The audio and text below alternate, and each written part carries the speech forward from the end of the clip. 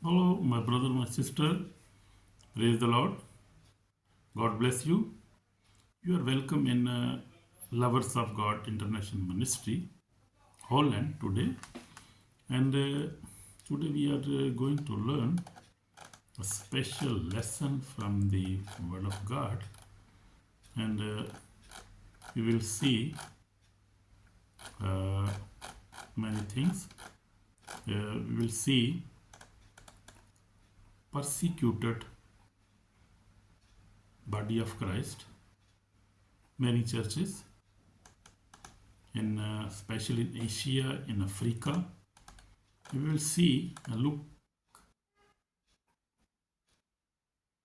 in all the world, especially in Africa and in Asia, the persecuted church.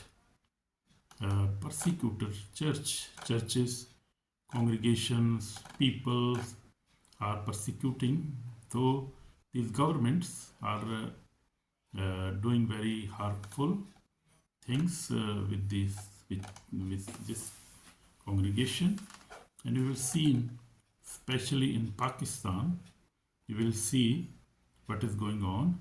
You will see the current situation in Iran, in Pakistan, in Nigeria, in Afghanistan, in many, many countries. You will see how the body of Christ and the church of Christ and the bride of Christ Jesus is suffering and is persecuted all around the world. So that is very sad, sad message, sad news. But we cannot close our eyes and just preach prosperity and just other things. But we have to look and we have to pray. We have to stand for this poor and persecuted churches, persecuted congregations all around the world. My brother, my sister, God bless you. So today we will address the painful reality, the suffering of Christians in Pakistan, in India. You see everywhere there is persecution, except you see in Eastern and in America, in Australia, in Europe, there we have freedom. There is freedom, and there is no such suffering as we see in the third world countries like in Asia and Africa.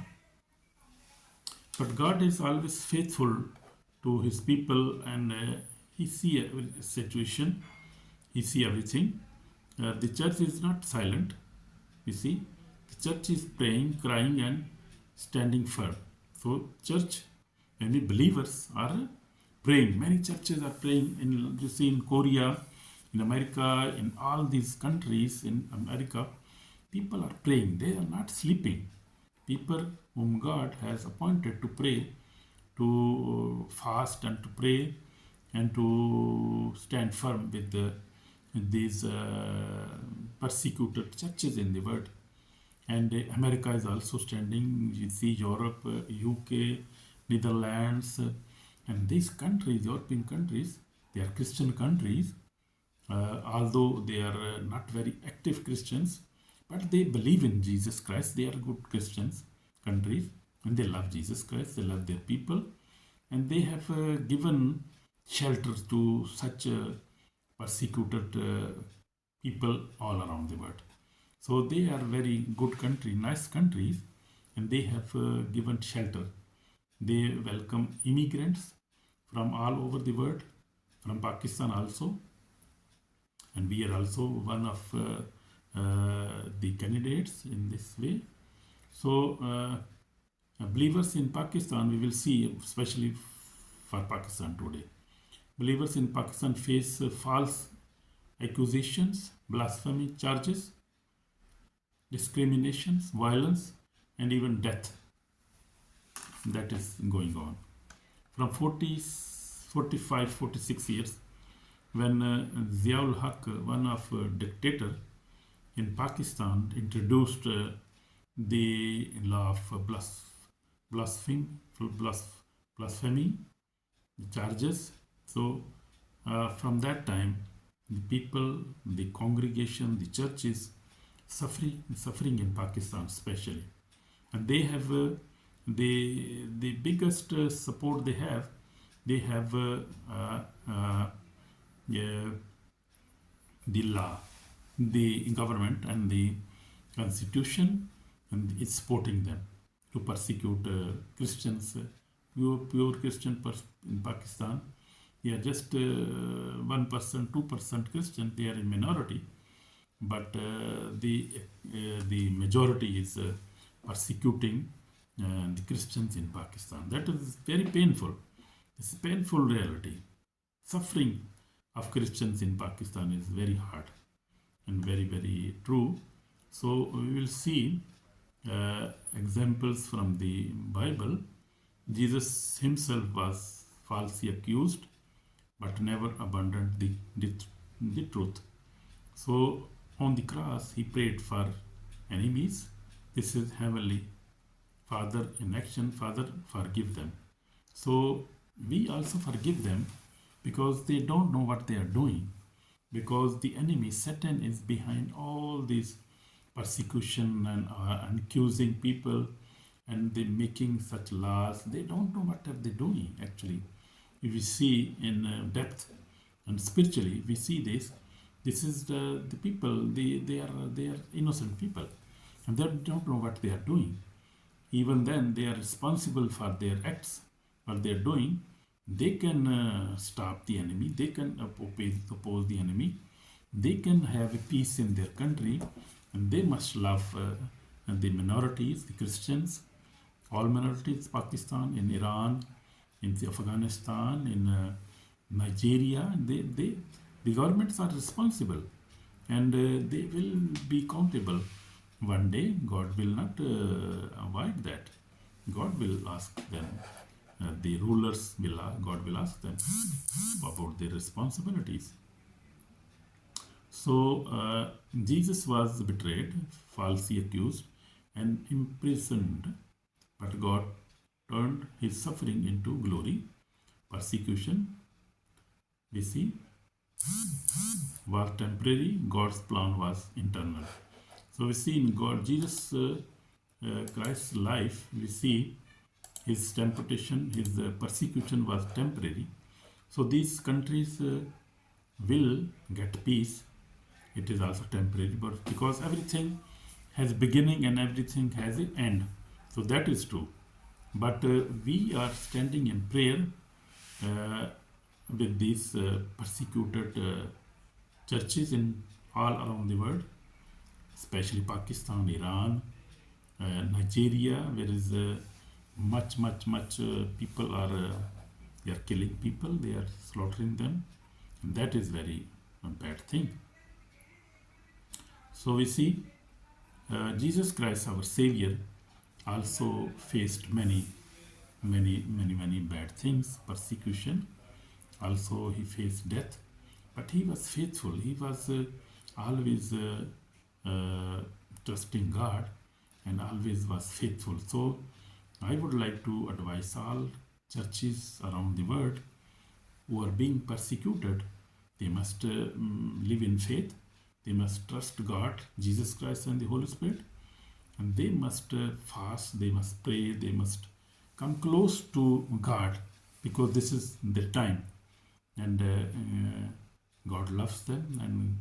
And if there is temptation on them, there is problem and persecution on them, so they must pray more, they must fast more, they must read the Bible more, they must live a holy life. They must always must not accuse, must not curse about against any government. They must just pray for the enemies, pray for such government, such people who are persecuting them, because this is not the word of God, and we cannot support to curse any government or curse any people like Muslims, like Hindus, like anybody is persecuting the church all around the world. We cannot say anything wrong about them.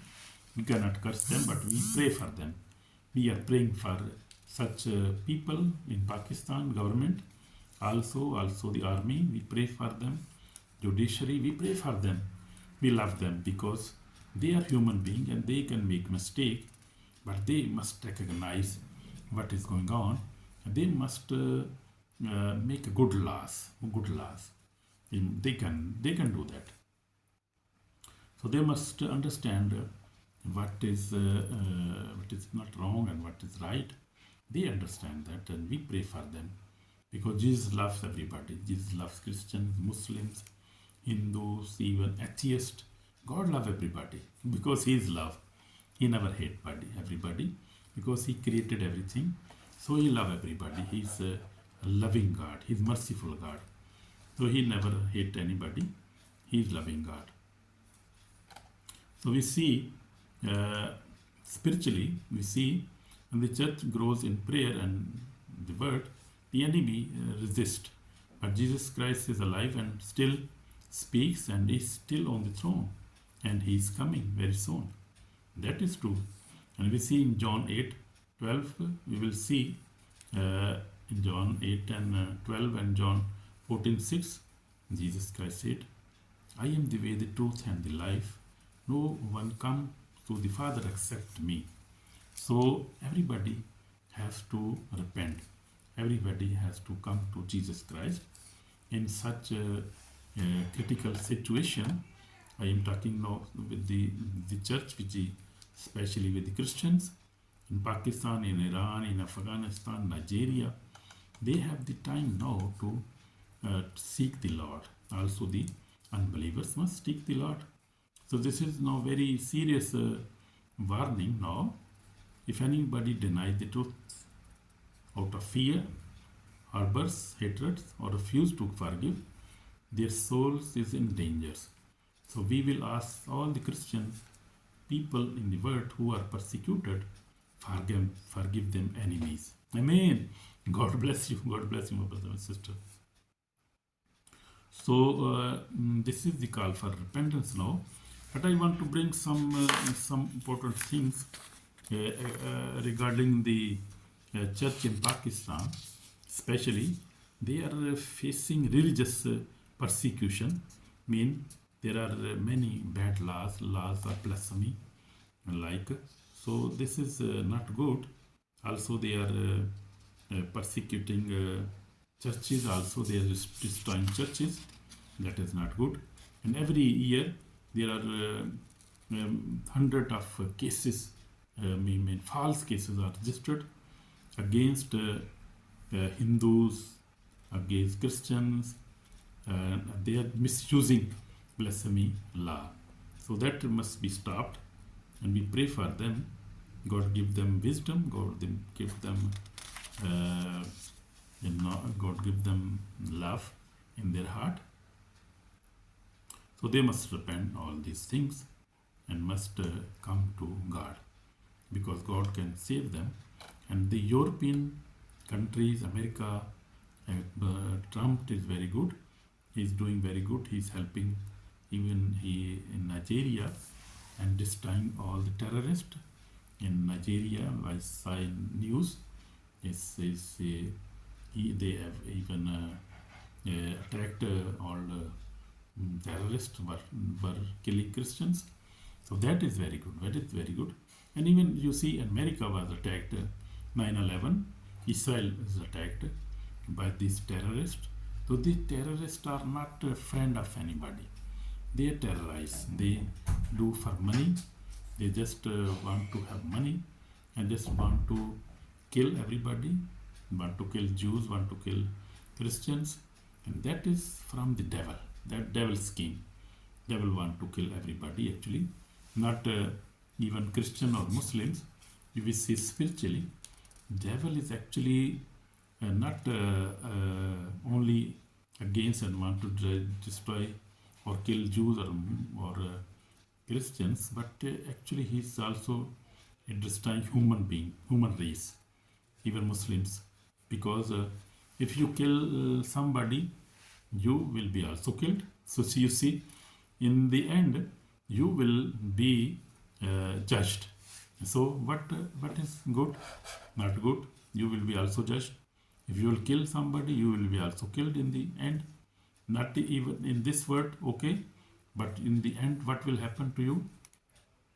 So we must see everything very clearly, because our enemy, devil, is very clever and he wants to destroy all the churches, all the Muslims, Christians, human being. He wants to destroy human being, actually. So we see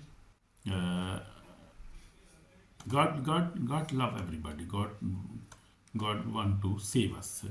So this is called for repentance now, my brother, my sister.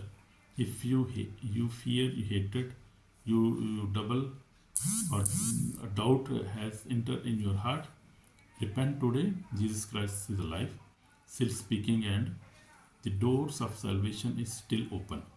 So that is true. So we must have to repent, and we must ask for forgiveness. And Christian countries like European countries, America, Australia, they must support more.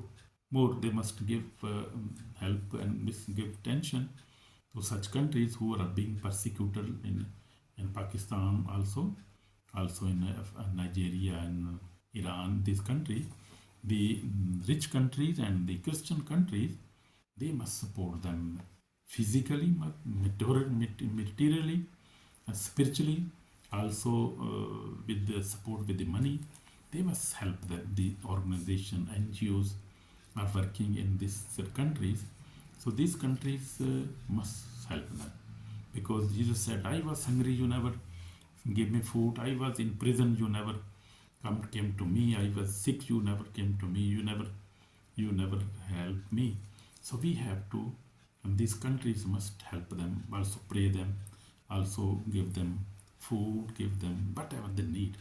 And so also push these countries and their presidents, ask them to change the law, ask them to behave good with the Christians.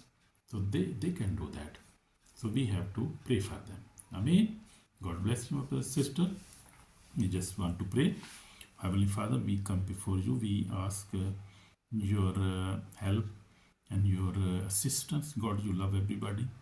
We ask for forgiveness. Forgive us, Lord Jesus, and help us to help the persecuted congregation, churches, and your body of Christ in all around the world.